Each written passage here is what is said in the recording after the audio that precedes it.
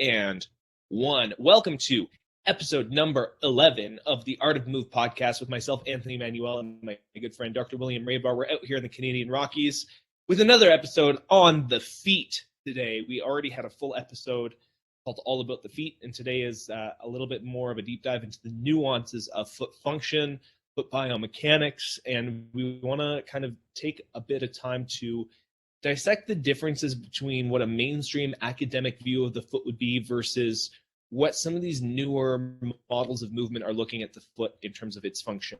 So we're kind of basically looking at like heel-toe model, academic terms like pronation and supination.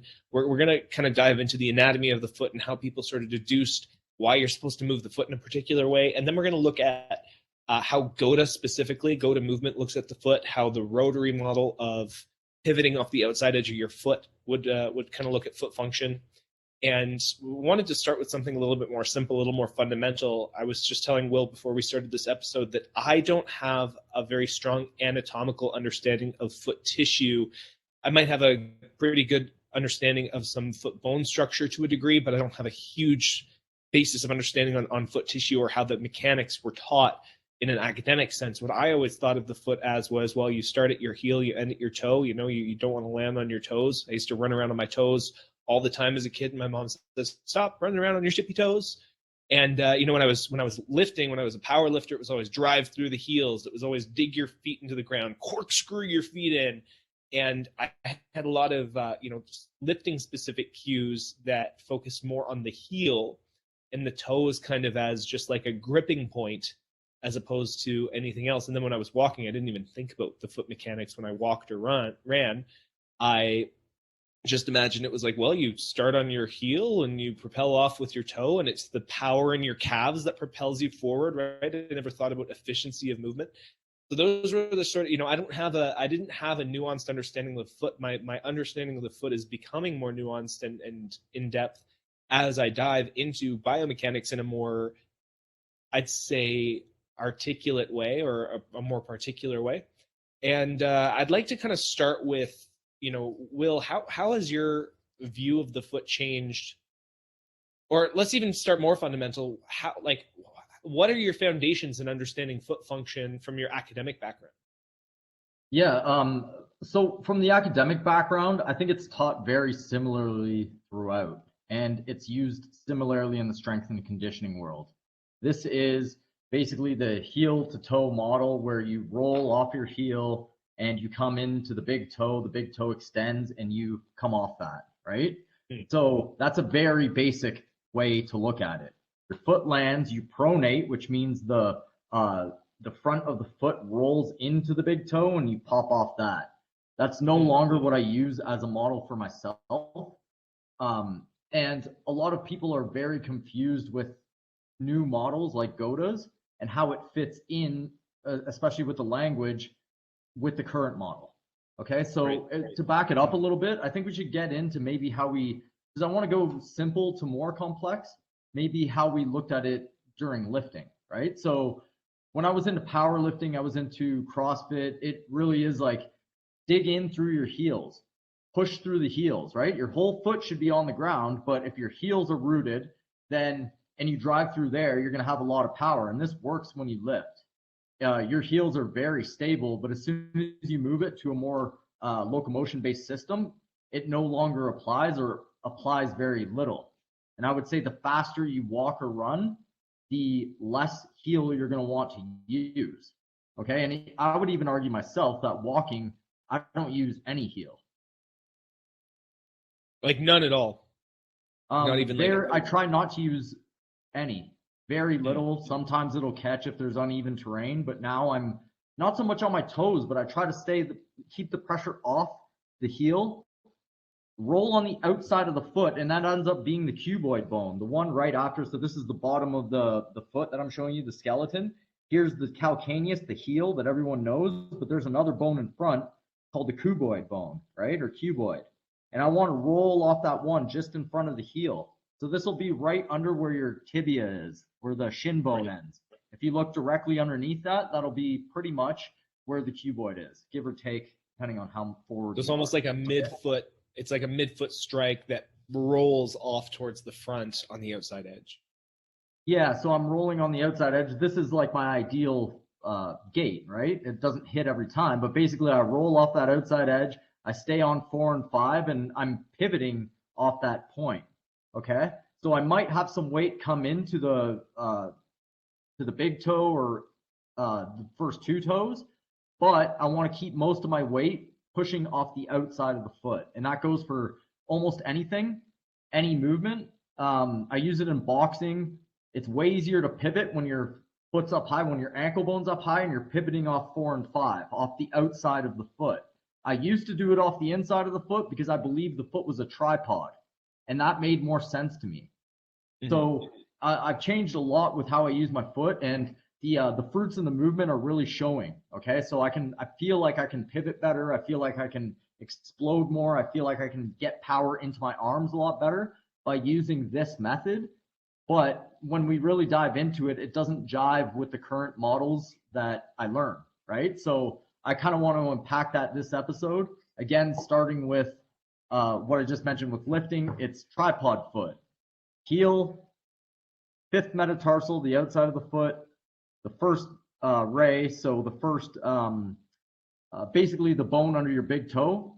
Yeah. So those 3 on the floor pushing through. That's the tripod. Right. And you know, like, because you do have this wide, stable base, you can transfer more force through the ground, pushing that way. So it makes sense, like you said, in a lifting context, if your goal is pure force output in one direction, right? You're not gonna rely on the tissues of your foot to kind of withstand that pressure. You're driving through your legs now more than the more stable your base is through your foot, the more force transference between your foot and the floor. So it does make sense in that context.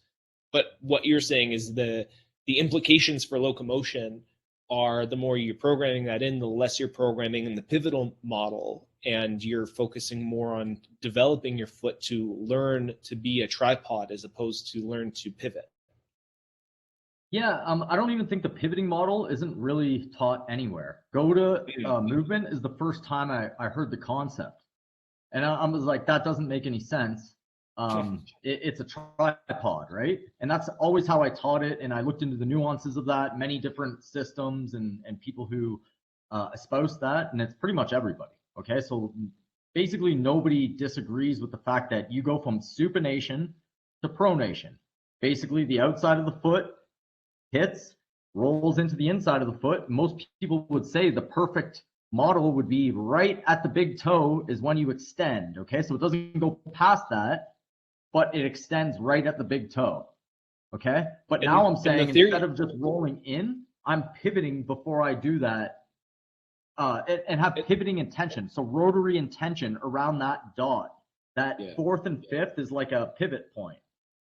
And the old theory behind that is if you pronate and you go in towards that big toe, if your big toe dorsiflexes and lifts up, it would stretch out the plantar fascia in the arch of your foot. So like, if you feel the arch of your foot, you can feel that sort of elastic band, and it would load that with elastic recoil, and then it would snap forward that's the windlass mechanism, right? That's the theory behind it. That's why people said you had to. And in the last episode, we also suggested that the windlass mechanism could still occur despite the fact that we're not putting pressure on the big toe or dorsiflexing the big toe to a great extent. The windlass mechanism can still happen in a rotary model because you're still loading and you're still turning and you can still load the plantar fascia for that elastic recoil without having to explicitly pronate your foot and lift up your toe. Why do you think that would be? Why do you think how would the windlass mechanism, if it thinks it's like, well, the big toe has to dorsiflex, how would the windlass mechanism happen in a rotary model? Well, you kind of described it right there, right? We have to be careful with the language here, because between the new model that GOTA proposes and that I use now, and I don't even know if I use GOTA's model, to be honest. So I'm going to unpack my own and we'll go from there. Okay. But I do know most current models, or what people base their models off of, what most mainstream physiotherapists, strength and conditioning. Okay, so basically the pronation to them means that, or the perfect pronation, again, it rolls in, and at the forefoot, so basically the front of your foot, it's going towards the big toe. Right at that point, your toe lifts up. It needs 60 degrees ideally, okay? So your big toe needs to be able to lift up 60 degrees. That makes the fascia at the bottom of the foot pull tight, and you can use that to propel you up. So basically the arch collapses a little bit, the toe goes up, the arch retightens and springs you back up. Okay, so you use that, forward push with your toe to tighten up the fascia, and that's a spring. Okay, with the rotary model, you're creating tightness in the fascia as well at the bottom of the foot. It's just not off the big toe. Okay, so I wouldn't call it windlass mechanism. I would just say tightening the fascia at the bottom of your foot using the outside of your foot. The key is the fourth and fifth are a bony bridge towards the calcaneus, which directly ties into the strength of your, basically your rotation of your tibia and fibula, the bones up top. Okay, so that's a stronger part of your foot than the inside, because the inside's directly linked to more of a steering system out of your talus, which is the bone that sits below the tibia, the shin bone.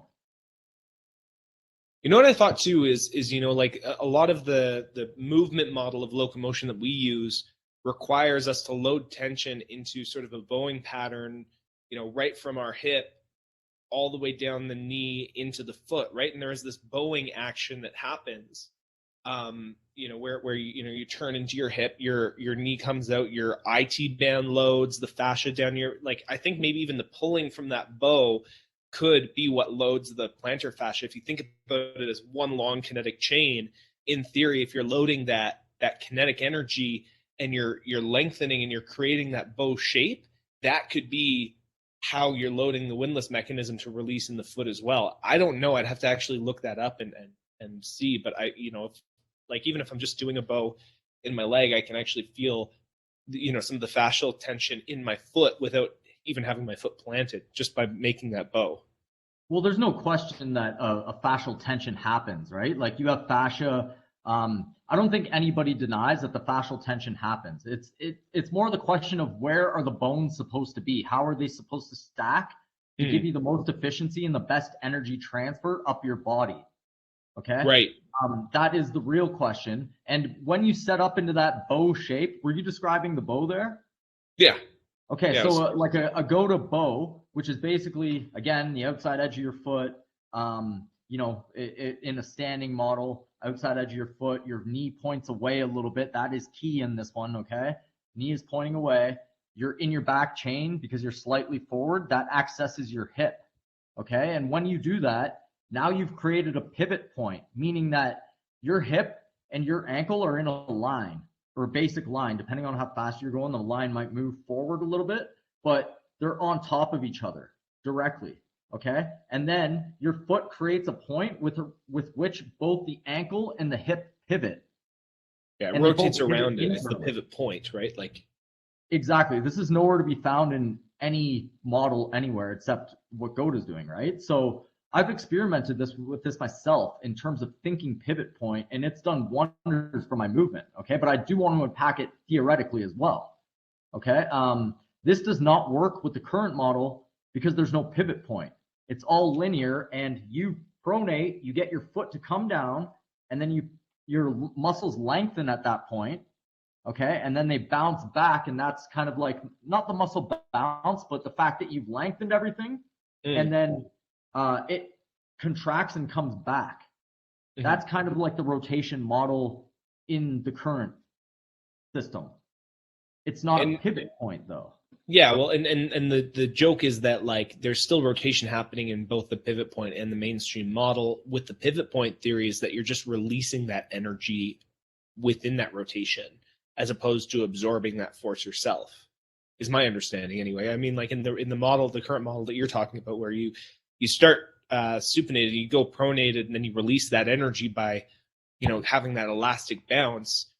That sounds like your tissues are absorbing the energy and then recoiling, versus the pivotal model is like you're absorbing energy and sort of curving it off of that pivot point so that your tissues aren't directly absorbing the energy themselves, right? Yeah, well, that would be an argument that I think Goda would make. Maybe I should probably stop saying Goda because I'll just make this argument myself. Is that if you keep the weight on the outside edge of your foot and go 4 and 5, okay, that's a bony bridge directly connecting to stronger bones. Okay, if you go on the inside and collapse your arch, which in pronation in the current model that happens. Okay, you're collapsing the arches, and then they bounce back. Okay, ideally. My model says you don't collapse the arch almost at all. And if you do, that's fine, but you're using that as a spring to kind of get you back into the pivotal model. Okay, so every step's a chance to get it right. Again, I never collapse my arch anymore. And it just, like, if I was to think about it and how I used to think about the ankle, I wouldn't understand it. Because I wouldn't understand the pivot point. It's like it has to pronate. What do you mean? The bones have to come down in order for them to come back. Your tissues have to lengthen in order for them to come back. It makes sense. Like, what are you talking about? But now I'm saying, no, instead of that, you're catching the energy or you're recycling the energy by going pivot point. You can touch down a little bit on the big toe. That's fine. But you're not dumping your energy in there and you're not collapsing the arch. Those are two key points. Not dumping your energy into the big toe. It's used as a balance point. And 2, do not collapse the arch. Those are the 2 major differences. And so what are the negative implications of collapsing your arch? Why would you say that's a less secure position than keeping your arch pretty much secure the entire time and pivoting the energy around it to avoid that? Well, I would say you're dumping in on your soft tissues, right? Like those domes, there's 3 arches, okay? Like in the mainstream models, there's 3 arches of the foot. One's at the midfoot. So basically underneath in front of your calcaneus, your heel bone, there's a row of bones, very important. We'll get into that a little bit more, but that's your midfoot, okay? It has an arch. And then there's 2 other arches, okay? To keep it simple, there's 3 arches. And basically, they're all made of soft tissue, and you're collapsing in on that soft tissue repetitively versus pivoting around your bones. Okay, that's as simple as I can get it. And I can still use those soft tissues for bounce if I want to, but I'm not actively dumping in on them. Now, the mainstream model would say, well, you're pronating and your arch is collapsing, but you're in control. That's the whole point. Okay, but they also say tripod foot where theoretically they have their heel, big toe, and 5th metatarsal all on the ground. And they move that into a walking model. It's like imagine having that perfect precision where you can have all 3 of those on the ground in a motion versus using my getting a feeling for how to pivot off 4 and 5 and landing there every time. So now I'm thinking get the landing precise versus let my soft tissues dump in and perfectly push off at the right time. Now, here's where it really differs. Here's where I really see the fruit in my actual movement practice. It's not so much going straight. It's when I have to pivot or when I have to move from side to side. You'll see this, and like this is where the model really, like when you're pivoting to laterally, let's say you're a running back or something like that, right? And you have to cut and your foot goes out. The inside ankle bone high is by far the best cue there because it's going to stop you from coming in. It's going to stop you from pronating, from having that foot collapse. But if you don't have that cue in your mind, it's way too easy when your foot goes out and you have to press. You're going to press off the inside, not the outside. Therefore, your foot's going to collapse. Good luck having control there. Your pronation happens, your ankle will collapse, and your knee goes in. I'm going to show you, I'm going to pull something up here to kind of highlight that if you want to see. So you're saying when the foot pronates, there's a natural valgus action in the knee, like the knee will naturally collapse in just biomechanically. Yes, I would say that. And so I'm saying that happens less in a straight run. But it definitely happens when you're cutting, okay? So I'm going to pull up a couple different things here. Can you see my screen? Yeah. Okay, so this one here is just an animation of what happens at the, like underneath the shin. Okay, see how that bone is turning? Mhm. That's called the talus. It's right underneath the shin bone, and to me, it's a steering wheel. You can see it steering the position of the fibula and the tibia, the two bones, the shin bones. Okay? So to me, that's why GOTA says keep it high. It's because it's spinning it out, keeping it high, okay, and giving you the most recoil that you can.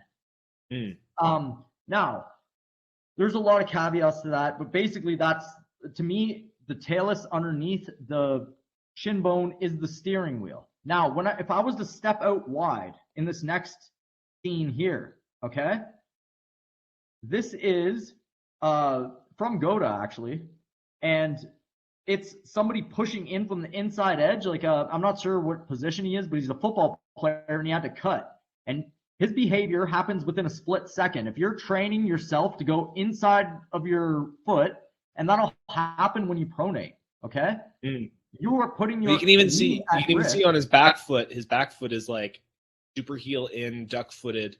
He naturally has that sort of even pronated position as he releases in the cut. Yes. Oof. And here's the thing. Most people would say, but Will, he didn't pronate properly there.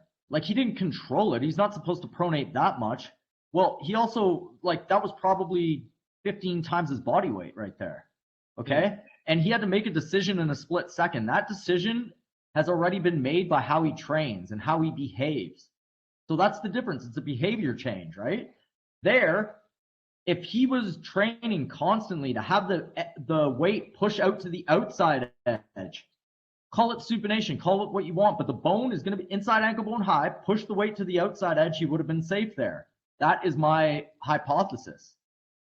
Here, he's shredding his ACL. Okay, so that is the difference between the two, really. And if I go back to the animation, what it was this bone turning in. Okay? Now, when that bone turns in, the talus, see how the tibia has to turn in as well?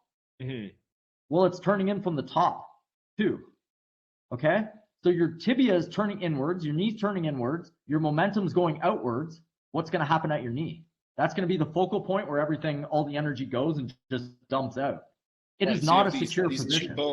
These two bones are turning in opposite directions at the joint, and that's like if that happens, you're basically that's how you would tear a tissue, is if you just took something and you just.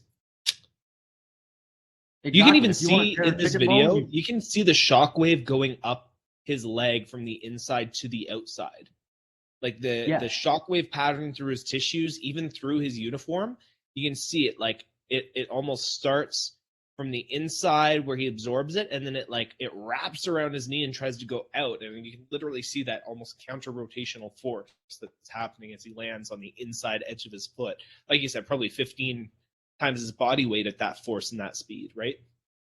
Yeah, no, at least, right? Because regular running is 8 times. Now, I bet he could control, like, this is one of the best athletes in the world. He's an NFL player, obviously, right? So I bet if he tried, he could control his pronation. But when he goes out to cut wide, the whole thing comes apart because you have to make that split-second decision. And the easiest way, I would say, remember, inside ankle bone high, keep the weight on the outside of your foot. It goes for pivoting. It goes for cutting. It goes for running. It goes for it transfers to every single movement. Okay? The controlling pronation works in lifting and it works in a slow, controlled environment. But the faster you go, the less it applies, to me, in my mind. Are there any situations that would occur naturally where we would find ourselves in a pronated position? Yeah, I mean, like anybody can find themselves in a pronated position just resting. Most people are pushed into pronation just with natural life, right? And there's where you're like on the therapy end of it, there could be compensations with turning out your feet, with, your hips being stuck, your hips shifting, your hips tilting, turning. Let's stay away from that because that's a whole nother layer of it, right? Because therapists would say, how could you make it so simple? It's not so simple. Everything, like, let's say you have a heel that is actually tilted inwards or outwards, like the heel itself tilts outwards. That's going to put pressure and have your foot collapse in. It may not be the structures at the top of the foot that are the issue. It may just be the heel is stuck to a tilted position, right? And that's what's making your foot collapse. Now, these things happen, right? You have bones that come out of place, and sometimes they can easily be, I can look at them and go, okay, this is what you need to do with that. But the overarching cue, or the overarching place I could start anybody, is to understand how to put pressure on the outside edge of their foot, okay, and control it towards the inside. Now, I would make it a pivotal system, right? The mainstream model right now is saying dump it into the front, to the first toe, collapse the arch. Everybody's already doing that. Like, I don't see many people the other direction. There is some people who supinate a lot. I don't personally see that as a bigger issue. When I see it, I'm like, that person has a capacity for power. That's what I see. I don't see it as an issue for the most part, unless someone's having direct pain for one or another reason. I almost always see it the other way. People unable to control their pronation. It's just an easier collapse state. So again, the cue to me is inside ankle bone high, weight on the outside of your foot. I'll add the pivot in. Sure. I remember reading, because we've talked about the ATG system a little bit, knees over toe guy, and one of the things that he said, he kind of talked about how many more knee replacements there are in the United States now, and in North America in general. There's so many knee replacements, and that's sort of his designation for why he does this kind of stuff. There's less incidence of that in China, which he attributes to, China has this cultural pattern of walking backwards. Like so many more of these people will do this backward walk, like Tai Chi style backwards walking. I don't know if it's actually Tai Chi, but there's like a drastic increase of knee replacements in North America, and then in Asian countries you don't see it. Well, in Asian countries there's also the ability to sit in a resting squat, and there's less of the same issues in terms of footwear, and in terms of like weightlifting is not as popular in China, other than like barring Olympic weightlifting and stuff. It's just not culturally as popular to be huge, jacked, and in the gym all the time. A lot of Chinese movement practices is Tai Chi, and is sort of a pivotal rotation thing on the balls of the feet. And it's not necessarily, I don't think the lack of knee replacements in China would necessarily be because these old Chinese people are walking backwards as part of their practice. I think it's more the fact that we have poor locomotive patterns that cause tissue degeneracy over time, and again program these patterns into us with the way that we train, the footwear that we wear, and the chairs and the comforts that we sit in, right? That's my speculation. But what I'm seeing is the reason that we're degenerating so much is because we have these poor patterns that we don't even realize. We're working on a biomechanically flawed premise. And the fact that that's the academically preferred way to look at it is to allow your arch to collapse, right? Like, I mean, flat feet is like, even that is just something that's prevalent in modern times right now. Yeah, like I agree with that completely. I think that we're born with really good movement, with really good patterns. Everybody is. And I think we decode them. I think Goda is correct about that. I think we decode the proper patterns. Most kids, barring, a birth defect of some sort, have normal gait patterns, being that like everyone starts out the same. You're crawling, your spine is moving from side to side. At what point does that go? At what point does being fluid within your body be replaced by stability? At what point does turning your feet out become a smart idea? Are kids doing that? Are you seeing that to a large degree? Observe some children sometimes. Most of the time, they're going to be, even when they're squatting, their feet are going to be dead straight for the most part, right? You can decode quickly with shoes. As a kid, I was always wearing shoes constantly, but I was lucky because I was also outside in my bare feet. Okay. That's an easy chance to switch patterns, right? There's also mimicry of adults. I sent you a video the other day. I can't remember where I put it, but it was basically a infant watching a grandmother walk and then imitating the grandmother. Now, I would think that, like, if I told somebody that an infant was mimicking a walk, they'd be like, yeah, maybe, but I doubt it, right? Like, I doubt that a baby would look at somebody with duck feet and walk just like them. But they do. Like, they literally mimic how an adult walks. So that is a portion of it, right? And it was cool when I sent you the video, because that's a real life example. The kid was looking at him using, like, do you have that video by any chance? Somewhere, yeah. Just keep talking, and I'll try to pull it up after. But my point is that we decode throughout our lives. It's super simple. You're in school all day. You're sitting. Sitting is not a natural position. Movement throughout the day is more natural. Sitting is just another position. You're just really good at sitting, right? So that's kind of what I think of that. You're decoding constantly. The training is also geared towards lifting.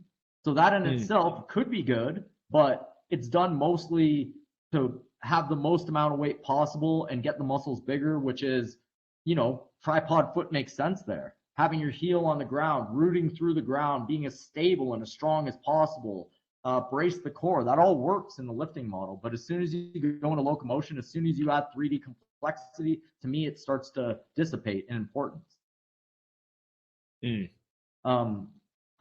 Were you going to pull something up? I'm actually going to pull something up and kind of show you something I think about as I walk. Okay, so a lot of the times I spend time during the day. Like, I'll spend at least an hour a day combined just walking and thinking about it. I'm obsessed with this stuff, right? So I'm feeling the bottom of my foot. I look at my skeletal model and I feel each part of the foot and look at the intricacies of the bones and try to feel that in my walk while I go barefoot in the forest, right? Right now I have hiking boots on. It's a little bit harder, but it's a similar type of thing, right? Like, I'm feeling my feet. So when I feel the proper pattern on the outside of the foot, it feels like I'm funneling an energy. I'm going with the energy around the corner, then that pivot is recycling that energy. Okay, so here's what I think about, or here's the imagination I have of a sport that really mimics what the foot energy is doing. Okay, so have you ever seen the sport Jaya Lai? No. No, I can't see your screen right now. Oh, okay. I missed the one button again. Okay, so Jaya Lai, I believe it's an Indian sport, and it's done with an implement that's curved, and it whips the ball way faster. Oh, that's See cool. this right here? Oh, right there. Okay, that energy around that corner allows the ball to go really, really fast and really, really hard, right? So take a look at that. If that implement was a straight implement, first off, the ball would be hard to control, and second of all, you wouldn't get that energy that you get off the whip. Okay, so it's more of a, and you can see that beautiful heel away this guy has, beautiful technique. I didn't even, account. He was pivoting on the inside of your foot, on the inside of his foot, but. Was he? Okay, yeah, it's hard to say, but I'm saying his finish, right? Yeah. He's doing some crazy maneuvers here. That's wild. But basically what I'm saying is that's the type of energy that I feel when I'm running.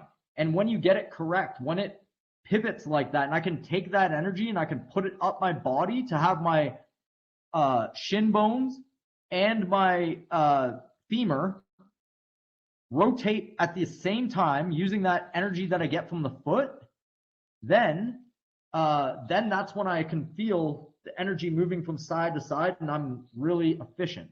Okay, and it is a feeling. When I finish my run, I'll run like that for half an hour, and then I'll get into a walk, and I'll be pivoting from side to side, going, "Whoa, this feels like I kind of feel like a snake walking." My body's shimmying from side to side, and I'm getting that rotary motion in the foot automatically. That's super interesting. It's. I also want to rewind back to a point that you made a little while ago about shifting from a training paradigm to a movement practice paradigm, where the idea of, well, okay, I'm listening to this podcast and they're talking about the pivot of the foot. I'm going to go spend, half an hour of my hour-long gym session to go do calf raises with my pivot point, and I'm going to practice pivoting around my foot for an hour. And then, if I do that, then I'll start doing it.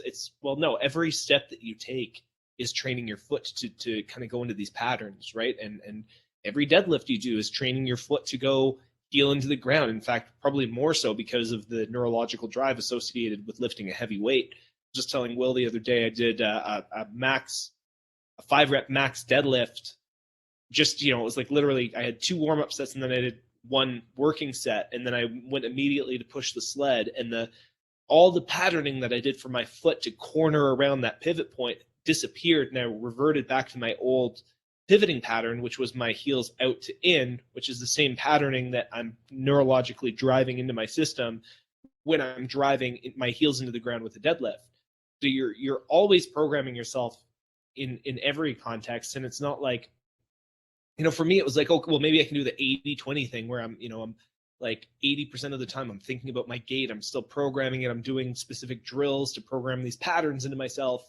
And then 20% of the time I can still lift heavier weights and I can still get jacked and I can do this thing, I can get away with it, right? But I'm changing the way that I'm training completely now to accommodate these patterns so that my tissues stay, not just, that I don't damage my tissues during training, but I don't program the wrong patterns into myself while I am living my day-to-day life. Because the reality is, whatever you do the most of, you can take 10,000 steps, but that's a very low neurological drive. And you're sometimes thinking about your steps. Sometimes you're talking to someone while you're walking. You're not always walking perfectly. But you do a 315-pound deadlift for however many reps, and your body is super tense and your neural drive is super, super high, and your nervous system is registering this as like a dire circumstance. It's going to program that pattern into yourself way more rapidly than if you were even focusing on the 10,000 steps that you were taking every day for a month, right? So that's just an interesting aside that kind of came to mind in that moment. That's actually very interesting. Like, take your own example there. How long have you been lifting? Like 20 years? Seriously, I'd probably say 15 years. Okay, so how long have you been trying to code a pivot system? I mean, 2 or 3 months. Okay, so like your behavior, it's all about behaviors, really, at the end of the day. Your brain and nervous system have not had enough reps, enough time to really integrate that into your subconscious. Okay, so I mean, you're going to do it rapidly, but on the next level of it, your structures are going to have to change. Okay, like there's going to be time it takes for your actual bone structures to change. We're talking years there, because force is the language of the cells. You're going to construct yourself how you always move to a certain degree. Like you can't grow 3 legs, but you can make your legs more bowed out from doing that over and over, right? Or you can make them bowed in from doing that over and over. Your body does mold to what it does. So both neurologically and mechanically. The neurological you can change faster, but when the going gets tough, is it still going to be there? Like for me right now, my behaviors are pretty good, but if I'm going to go at max speed, I still break down.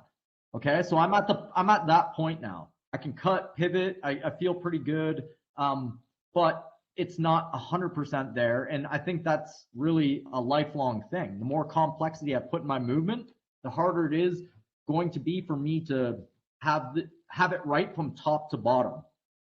But it's a game you play, because you can do more complex movements and do them more efficiently under this rotary model. Okay. And so, I mean, like you've had discussions or even disagreements with some other professionals who want to specifically emphasize pronating the foot. And in their model, why are they like they're specifically training pronation, right? Training strength and pronation. Is the mentality behind that because on the old model you pronate at the end and then that bounces you off? Is it just to be more resilient in that pronated position, or why do you think people are so insistent on training pronation? Are they not seeing the knee valgus action? Do they not like what's their mentality and what are they missing? No, like I learned it that way as well, right? So let's really unpack this, okay? Because basically it's like this. We're all pronating anyway. I can see it in slow motion. I can pull up Bolt and watch him pronate. I can pull up some of the best movers in the world. They're obviously pronating, okay? So why not maximize it? Why not maximize the control? Why not maximize the bounce? Why not maximize the mechanism that's going to happen anyway? But did they look at the best guys and see what they're doing? And they may have, like Bolt will pronate, but could he be better? Are they looking at, the durable people who pronate less? Okay, so let's really unpack this and go, what is pronating?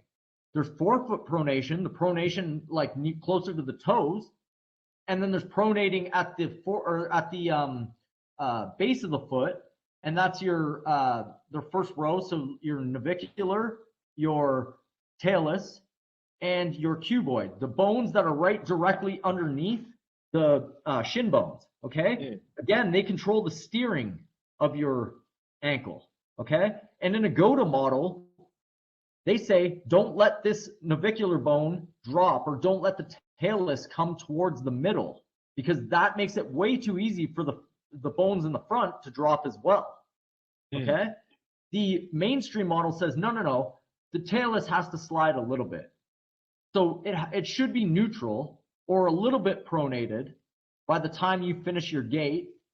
Then you toe off of the big toe, and that's a perfect step right there. Okay. Now, to me, I can't control that neutral. The faster I go, the harder it is for me to control neutral. And on a cueing end of it, from a coach, you're going to tell me that you're going to cue neutral in a bone that slides at high speed cutting? Probably not. You're going to probably lose that bone. The cue of inside ankle bone high is the key. Having that cue to not drop it, to me, is the key, because that's the best cue. That is the best outcome for the person doing it, and that is the easiest one to do. Now, to me, like having the talus sliding neutral towards the middle, so somewhere between, inside ankle bone low, because when it goes towards the middle, it's pushing your ankle bone low. When the talus goes towards the outside, that's inside ankle bone high. Okay? So it's like a steering wheel pushing you to one or the other.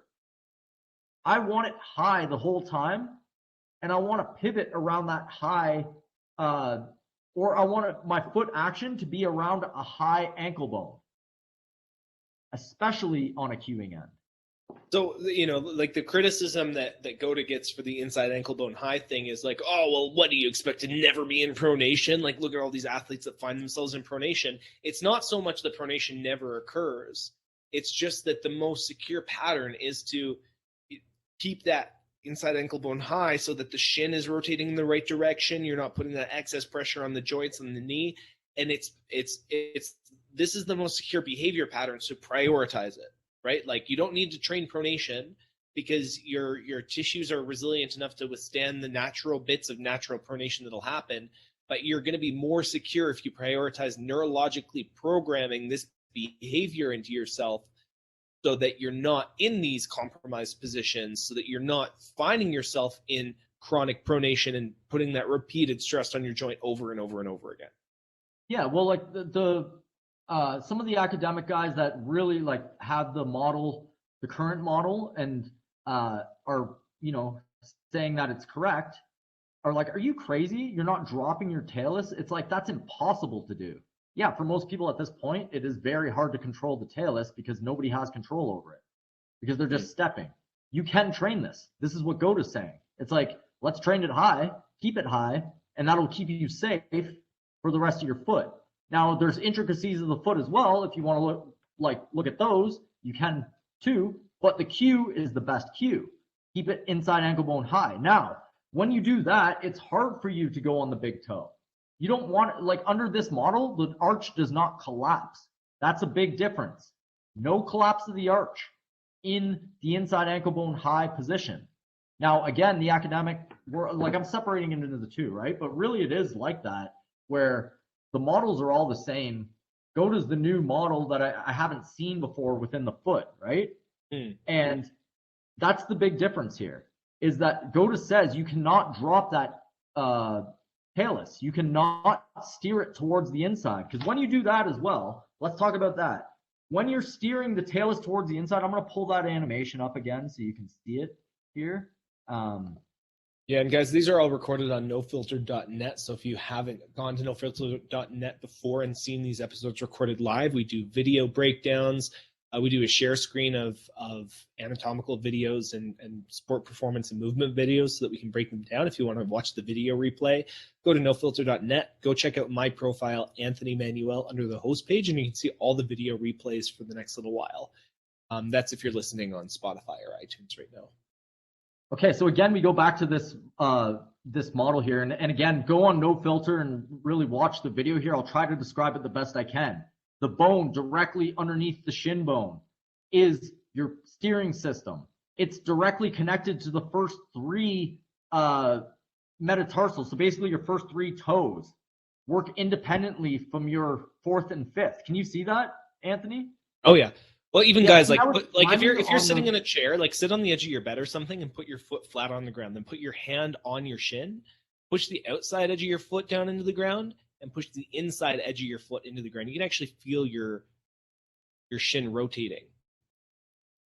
Exactly, right? So when your ankle bone's high, the inside of your ankle bone high, you're also you're bringing your tibia, you can see here, and your fibula into an external rotation, right? That's where it locks up, and then you can spin the energy all the way inside, okay, without collapsing that talus bone, okay? And that's what transfers it all the way up to the femur and into the hip. They all go at one time from external to internal.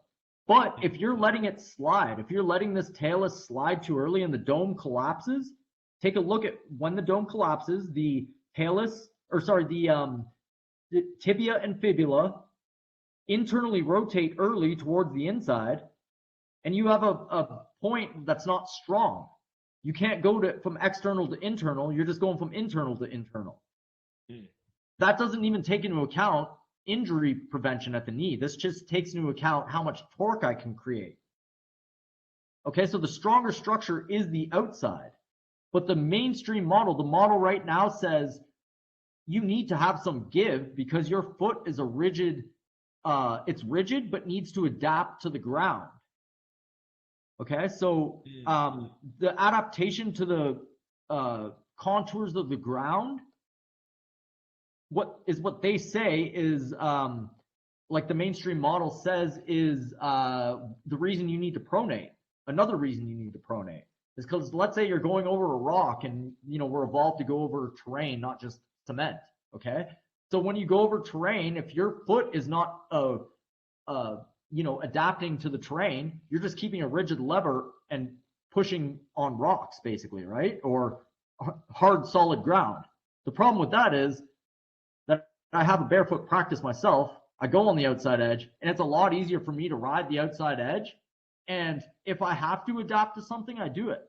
And it allows me that freedom to do it. But if I just pronate, no matter what, that actually gives me less adaptation to objects. Because I can choose whether to pronate or not. Well, think about how much more resilient your bony structure is. Like if you're walking along rocks, for example, like step on a rock with the soft tissue of the arch of your foot and tell me how much that hurts, just a rock. And then try to roll off that same rock off the outside edge of your foot. Tell me how much that hurts. Which one hurts more? Which one's going to jack your foot up more? I mean, that doesn't take into account your proprioception. You feeling the ground, right? That's even more important. Again, like when I watch somebody run, if someone's like hammering the ground, I'm like, you got to stop that first. You know what I mean? That's a bad habit. Your force is just being directly pounded into the ground. I'd rather see someone run smoothly and a little bit off biomechanically and be quiet versus like heavy. You usually don't see the two. What I would consider good biomechanics and a heavy run. It just doesn't go together. But sometimes I do see the opposite where I'm like, that person doesn't have great mechanics, but she's quiet or he's quiet. Usually it's she's quiet, right? So that's a little nuance to the whole situation there, right? You do have to adapt. I mean, there's more elements to it. There's a neurological end. There's the proprioceptive end.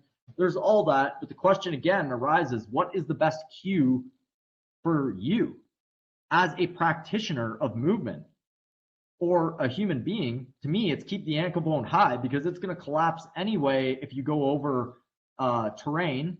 If it doesn't need to collapse, then you don't have to do it, okay? And most people overpronate anyway, okay? I don't see over supinators around that often. It's very rare to me. As a therapist, I see the opposite. So do you think people need to train their feet directly, or should they just start practicing walking in this pivotal system? Like, how do people start developing good habits in their feet? And if they have been walking with an inside ankle bone low in a pronated position for so long, will they require direct work on their feet? Should they train their feet directly, or can they get away with just focusing on the good behaviors and practicing the steps and be fine? Will their foot strength naturally kind of catch up with them? It's a great question, and to be honest, I don't think most people will really get it until they practice it for a little bit, because most people don't think about their step. It's just happening, right? So it really is a behavior change. There's a lot of feeling behind it, but in general, I'd like to see wedges. Basically, David Weck has something called Weck steps. It puts you on the outside edge of your foot because it's kind of angled into a wedge, okay? So it funnels your energy towards the outside. Goda does this with slant boards. Yeah, they have the Goda chucks too. Funneling your energy and chucks, right? So you put things on the bottom of your feet basically to prop you into a position where you funnel the energy to the outside of the foot. That's the key too, right? Because inside ankle bone, your talus, well, what you would see is the malleolus. Basically, the bone on the outside that you see is your tibia, the shin bone, the end of it, right? So when that drops low, sorry, I lost my train of thought there, but basically, you have to keep your weight on the outside edge, and that will mold your foot to have more of an outside edge and promoting that. So basically now, whenever I step, my foot is supinating. It's turned up. I catch the outside edge of my foot because I'm already so used to that happening. I'm already so used to having that ankle bone up high, that inside ankle bone up high, that the edge of my foot, the outside edge of my foot has to touch down first. And then from there, for me, it's a choice. Either roll in towards the middle, which is what I've done my whole life and what I've taught, versus make it more of a pivot point around 4 and 5, which is what I'm doing. You may see that because it's a pivot point, you may see it dump in a little bit towards the inside, but you're pivoting around 4 and 5. That's your intention. Right. So as your foot comes forward, rather than allowing the inside of the foot to collapse, you're pushing your heel away to pivot the energy away from yourself, and that heel away will cause like a whole other action through your upper body or your upper leg as well. Like your knee will kind of turn in a little bit. Your lower and your upper leg are going to follow that pivot point with you. That's the corner when Goda talks about bowing and cornering. Like if you land on the outside edge and you're turning into your hip, your knee will come out a little bit because again, the inside ankle will stay high. The knee will turn out slightly as a result because the shin follows the angle of the ankle. So if your shin is turning out and you're turning out with your hip and you're keeping your foot over your head, that's one of the main points that we've been making over and over again. It's always head over foot. I think I said foot over head. It's head over foot. You're not gonna, unless you're handstanding. What'll happen is as you push down, you kind of like land on the mid outer edge of the foot. You're gonna start almost boomeranging in towards the middle. It's the 4th and 5th metatarsal, right? So that pinky toe and that ring toe are gonna come in. You're not actually on your toes. You're on that bony bridge on the outside edge of your foot. And then as you get to that point, you start to pivot it around. Your heel goes out and the energy releases, as opposed to you dumping that energy that you just released into the soft tissue of your foot by allowing your foot to collapse, the big toe to come up, and then release the energy, right? That's a very good summary. The only caveat to that I would say is the heel away. I'm not, like when you first start practicing it, you're not going to get it. So I wouldn't use that right off the get-go. I would just think, keep on the outside edge. Don't dump so much on the inside. Okay. Right. And that's as far as it goes. When you really start to feel it, it feels more of like a flip. Like you hit the 4 and 5 and your heel wants to flip up and away. Mm. Okay. That's when you really start to get it. But until then, I wouldn't cue heel away, because there's going to be too much like pivoting with the foot itself. Okay. Versus taking the tibia and fibula with it and then taking the femur with it. Okay. So here's the thing. You have to pit, like, in order to get maximal torque into the hip where you want it, the glutes. Okay. It is about spinning from external to internal. Okay. So what I mean by that is, as I'm landing, my foot is supinated, and what I mean by that is the outside edge is touching, right? And at the same time I'm coming down, my knee is kind of pointed outwards. Okay, but when I start to go, you'll see my knee start to point inwards. It goes from basically 20 degrees out to 20 degrees in.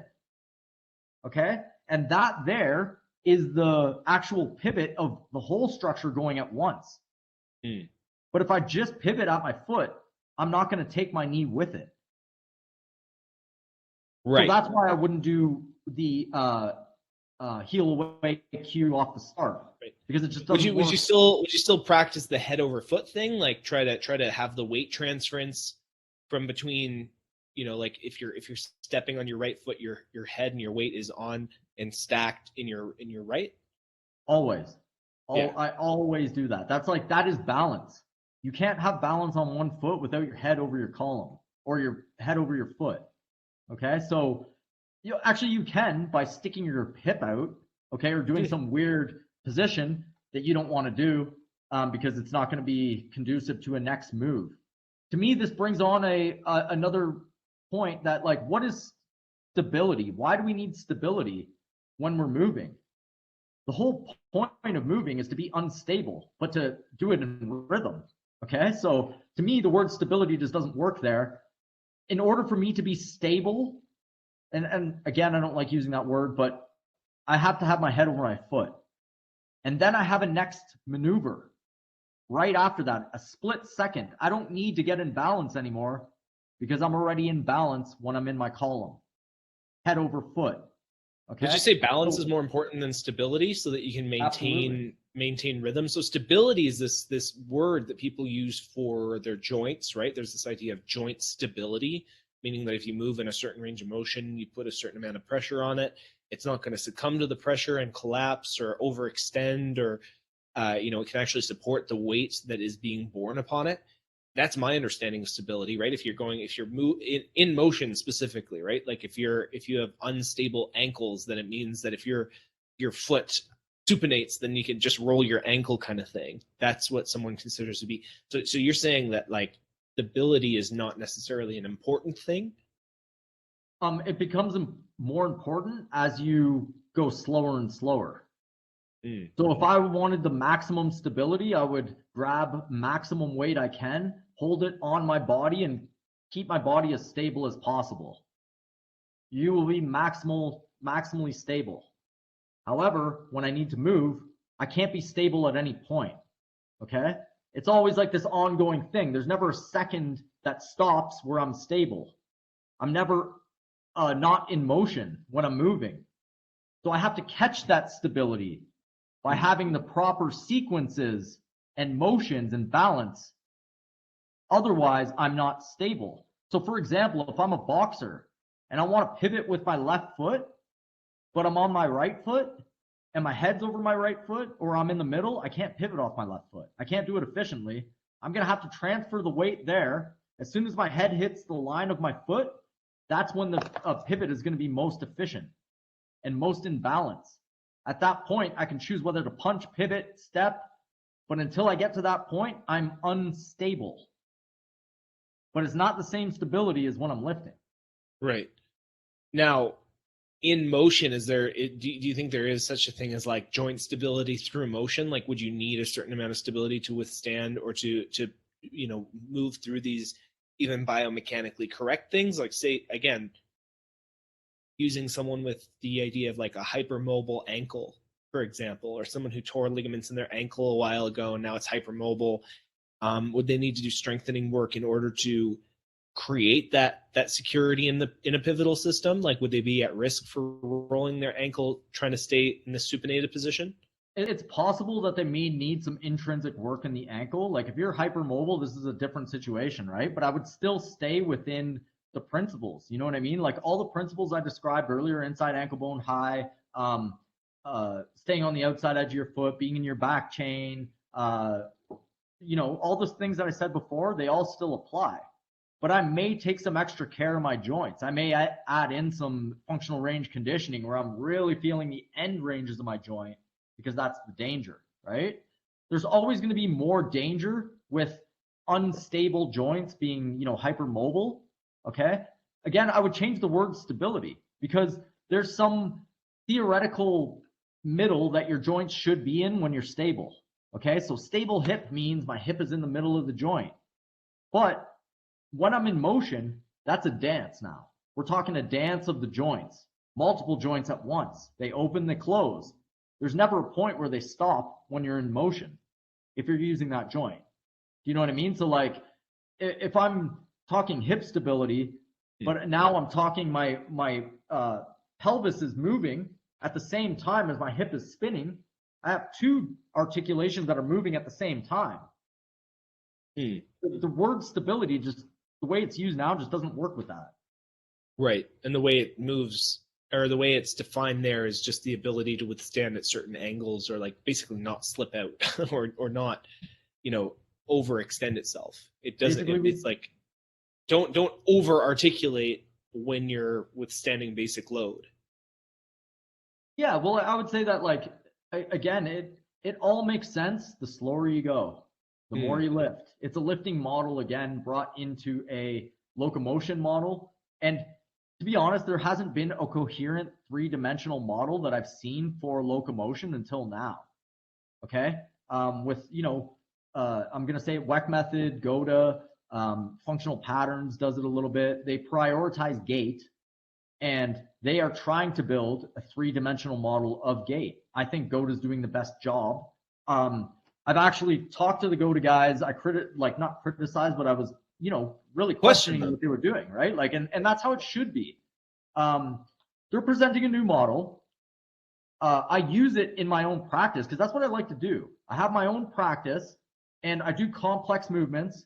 I live in an area, I'm in the mountains. I'm constantly doing, things that are quote unquote dangerous, right? So I need this in my real life. I need to be able to move, pivot, up, down. I need it all, right? And I need it because the terrain requires it and my activities require, right? I do martial arts, I do boxing. These are all I don't want to do the wrong thing or a thing that's less efficient, a movement that's less efficient, if I can replace it with one that's more efficient. So I do put these things to practice. And when I put the pivot system into practice and I really started to understand it, it was a game changer. Okay. So to me, I'm like, okay, this is really the feeling behind it. I get it. I'm feeling it. So where am I going wrong here with the current model that I'm using? So that's where this whole thing started. It's like, right. I've been using pronation and trying to maximize that when I needed a pivot system, right? That's how that goes. I'm going to show you just an example with boxing. Okay. Yep. Did you want to put something as well? No, I'm good. Okay. So it's not this one, although we'll come back to that one. That was great. Okay, there's a couple boxing examples right there, right? You can see the guy on the left. He's pushing towards the guy in front of him with his big toe. He's pushing on the inside edge, right? You can see that. And this is what I used to do in boxing with my right foot. Okay? The problem with this is, one, someone's in front of you when you're boxing. Do you want to reach towards them? It's almost intuitive to reach with the inside of your foot because it feels like you're getting closer. But now what I do is take an extra inch and push off the outside edge of my foot. And I'm getting a lot more power in my right hand. Like you see this guy on the right here. He pushes off the outside edge and turns his foot out. The guy on the left pushes off the inside edge and I mean, in boxing, it's not the same as running, so you can kind of get away with this for a little bit, but I don't believe you're going to have as much power. You're not going to have as much balance. Like, imagine the guy on the left here that's really pushing off the inside edge. Imagine him pivoting off that. Yep. His knee is collapsed in. The guy on the right, he can literally throw that punch, put his weight backwards, and re-pivot off that foot. Yeah, you can see the extension through his whole leg when he does that too. It's wild. Yeah, absolutely, right? So there's some of my old stuff. I'm gonna see if I can find this boxing example because it's really good. I guess I didn't put it there. That's too bad because the example I wanted to use. But let's take a look at another one here, okay? Let's take a look at this kid playing soccer here. Okay, if I just stop this, like, you're gonna see this kid probably like 8 years old. Amazing soccer player. This is something that, you know, professional soccer players do, but watch her feet. You'll see it at every point. She's going to be really, really high with her ankle bones. See how she's pushing off that outside edge here? Yeah. She almost looks pigeon-toed. Okay, at any point I can stop it. She's going to be showing that behavior. Her right side here, ankle bone up high while she's in mid-stride. This is an 8-year-old who hasn't decoded herself. Okay? At every point that I stop, she's going to have great behavior on the outside edge of her foot here. Okay? And I'm just stopping this at random points to kind of show you. That's really cool. Look at that. Yeah, look at that. Where I just stopped it there. She's doing a spin, and both of her feet, like, look at that bow on that side. Look at the high ankle bone. Look at both ankle bones high. One's in a bow. I actually work a lot with spinning, so I like to, you know, run full speed, spin, and do things like that. And I'll look at something like this and copy it. I'm like, that 8-year-old has very clean movement. I'm going to copy that. And truthfully, with my spin, what I did was look at Simone Biles' spin. I'm like, she's pivoting off the outside edge of her foot. She's spinning like that. Simone's doing it. Let me try it. Best gymnast in the world, right? Yeah. There you go, right? This is like, for people who are listening to this episode, this is a follow-up to we had an hour and 46-minute episode about feet. That was episode 5 of the Art of Move podcast. If you want to listen to our really in-depth breakdown of all about feet, that was episode 5. Today we kind of talked about the more current model of what the foot is doing, which is, you know, the sort of heel to toe action where you might start on the outside, but then you pronate in as you come towards the toe, and then the big toe will dorsiflex. It will lift up and stretch out the tissue in the sort of fascial tissue, the plantar tissue, and then that recoil is what propels you forward, right? That's the old model. The issue with the old model is that, well, first of all, pronating your foot excessively causes a knee valgus. Every time you pronate your foot, your shin will also rotate in the direction that your ankle is collapsing in towards. So if you have an externally rotated shin, it means that your inside ankle bone is high. If you want your shin to rotate in, then you collapse your ankle on the inside. And the downside of having your shin spin in as your inside ankle collapses is that the upper part of your leg will spin in the other direction, typically in locomotion, and those opposing forces, those counter-rotational forces at the knee, will eventually cause tissue degeneracy and really damage your tissues and your ligaments and everything. The model that we're proposing is, you know, you're still going towards your toe, but instead of collapsing in and allowing that arch to collapse, you're rotating, you're pivoting off.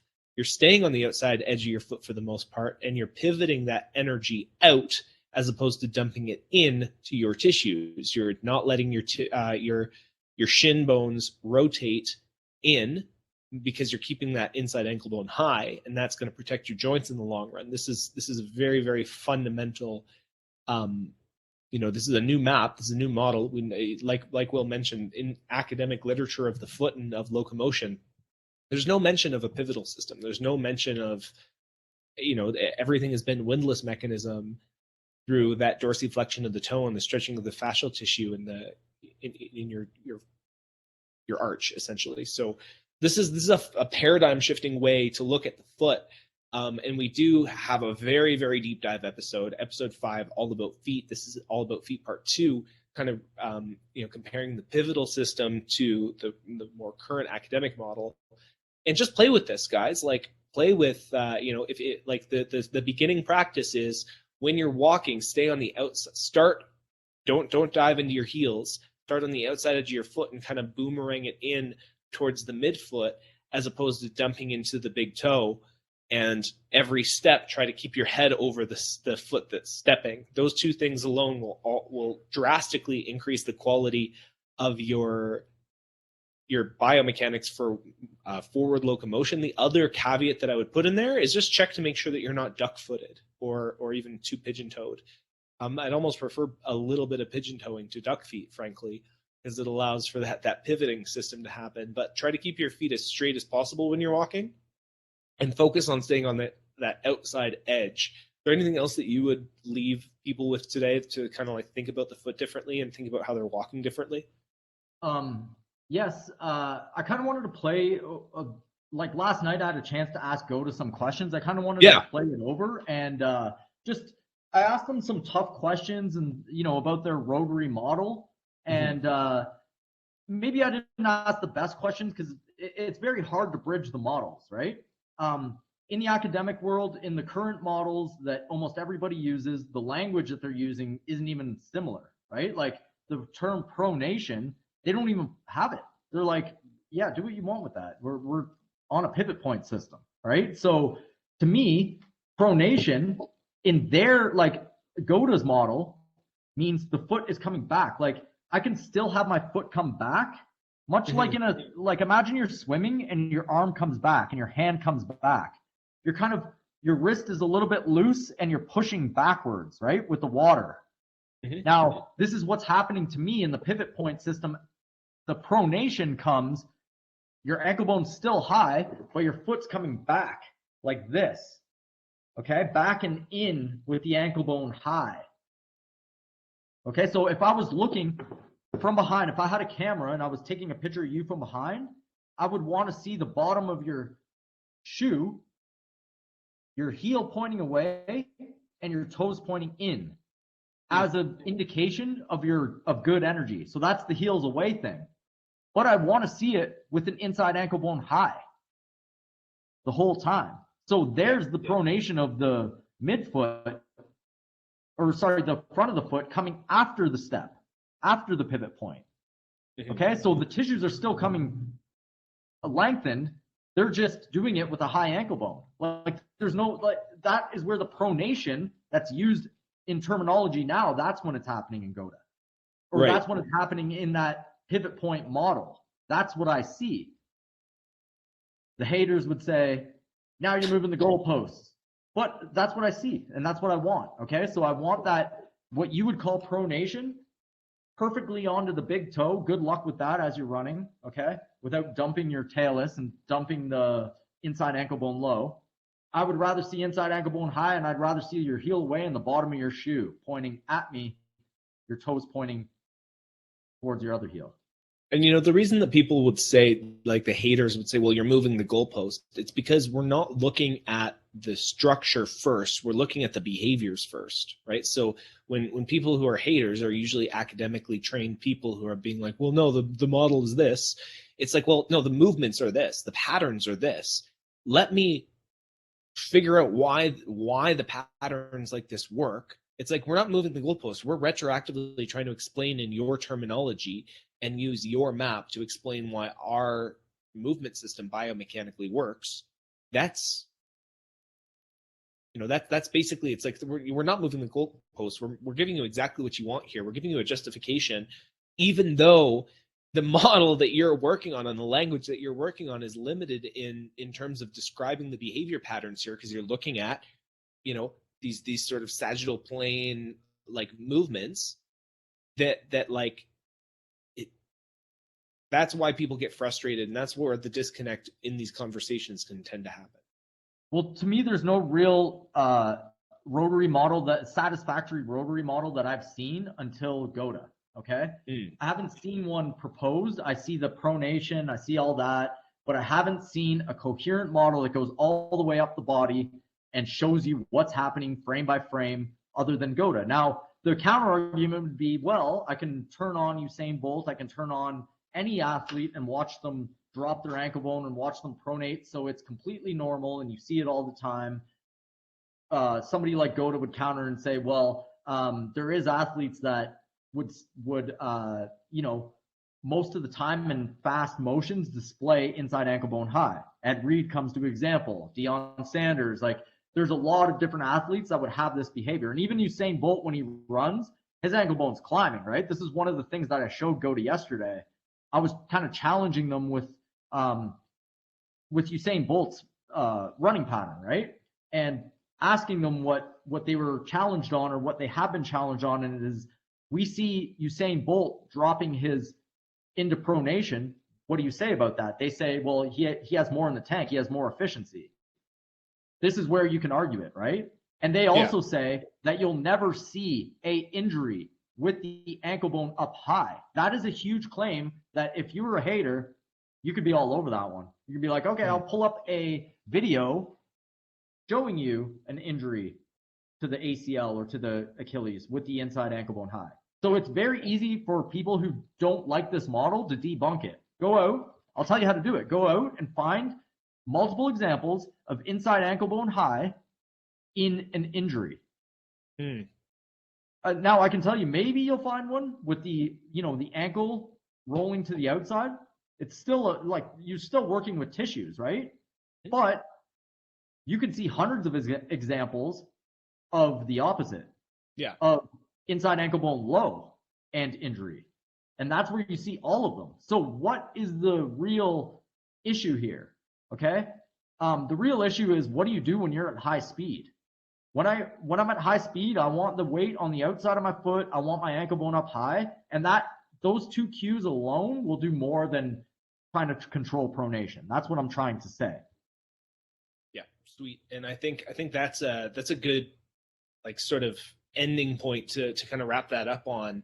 We're talking about, again, the situation here is that we're not saying you're never going to go into pronation in your foot, like that your inside ankle bone is never going to collapse circumstantially, right? The whole point is that if you're looking at 500 or 600 hours of slow motion video of these great athletes that stay injury free for their whole season, and you're watching the behavior patterns that happen right before an Achilles tear or like an ACL shredding happening, if you're watching injuries and you're seeing the same patterns over and over and over and over and over again, and that same pattern happens to be an excessive foot pronation where your inside ankle bone is low and your knee valgus comes in and you're just screwing yourself up, like the pattern, like you can't ignore 500-600 hours worth of just slow motion video and the statistical relevancy of that pattern consistency, right? So we're not saying, no, your foot will never pronate, but it's like, try not to let it pronate and stay on the outside edge of your foot as a behavior standard,